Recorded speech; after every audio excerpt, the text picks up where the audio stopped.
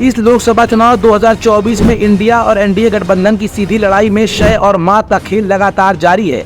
कहीं भाजपा से टूटे हुए नेता चंद्रभद्र सिंह सोनू और उनके भाई मोनू भाजपा से दामन छुड़ाकर सुल्तानपुर में अखिलेश की गोद में बैठते हुए दिखाई दिए, तो कहीं अखिलेश के कभी खास रहे मुख्य सचेतक मनोज पांडे भारतीय जनता पार्टी के साथ इस चुनाव में कंधे से कंधा मिलाकर चलते दिखाई दे रहे हैं। लेकिन इन सब के बीच हर दिन कुछ न कुछ ऐसी खबरें भी आ रही हैं जो न सिर्फ दल बदल को साबित कर रही हैं बल्कि चुनावी समीकरणों को भी डिसबैलेंस कर रही हैं। कुछ ऐसी एक खबर कल से मीडिया की सुर्खियां बनी हुई है।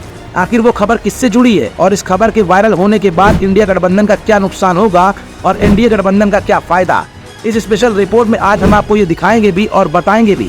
दरअसल एक तरफ 6वें चरण के मतदान संपन्न होने के बाद और 7वें चरण के लिए कोशिशों में जुटे अखिलेश यादव मंचों से चीख चीख कर कह रहे हैं कि पूर्वांचल की 27 सीटों पर इंडिया गठबंधन का दबदबा ही कायम रहेगा। लेकिन पूर्वांचल से ही एक जोर का झटका अखिलेश को कल जरूर लग गया है। वो झटका क्या है वो भी इस रिपोर्ट में आज देखने को मिलेगा। मामला ये है कि लोकसभा चुनाव के आखिरी चरण में पूर्वांचल की 13 सीटों पर मतदान से पहले समाजवादी पार्टी को एक और झटका लगा है। पूर्व कैबिनेट मंत्री नारद राय के भारतीय जनता पार्टी में शामिल होने की खबरों के बीच अब दावा किया जा रहा है कि पूर्व विधायक राम इकबाल सिंह भी बीजेपी का दामन थाम सकते हैं। 24 घंटे पहले ही राम इकबाल सिंह सपा प्रमुख अखिलेश यादव के साथ नजर आए थे। राम इकबाल सिंह ने सोशल मीडिया साइट फेसबुक पर भी पोस्ट किए थे, जिसके बाद उनके दोबारा बीजेपी में शामिल होने के कयास लगाए जा रहे थे। उन्होंने महाभारत के युद्ध का जिक्र करते हुए लिखा था कि धोखा ही कौरवों के पतन की वजह बन गया था। इकबाल सिंह ने पोस्ट में लिखा, धोखा और अनैतिक युद्ध कौरव सेना ने ही शुरू किया, यही उसके पतन का कारण भी बना। द्रुत क्रीड़ा से द्रौपदी की लाज भंग ही मुख्य कारण बनी।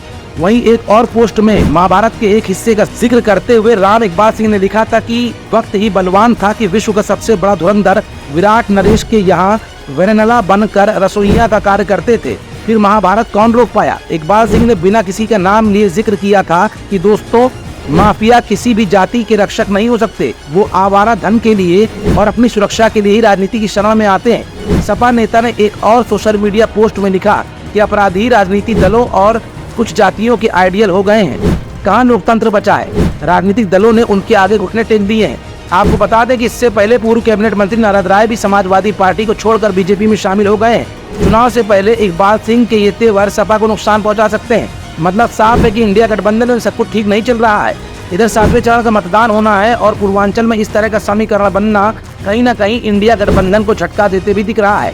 लेकिन इन सब के बीच इस समय अखिलेश यादव राहुल गांधी के साथ मिलकर धड़ाधड़ इंडिया गठबंधन की मजबूती को हर मंचों से बयां कर रहे हैं और पूर्वांचल में जीत के प्रति पूरी तरह से आश्वस्त भी दिखाई दे रहे हैं।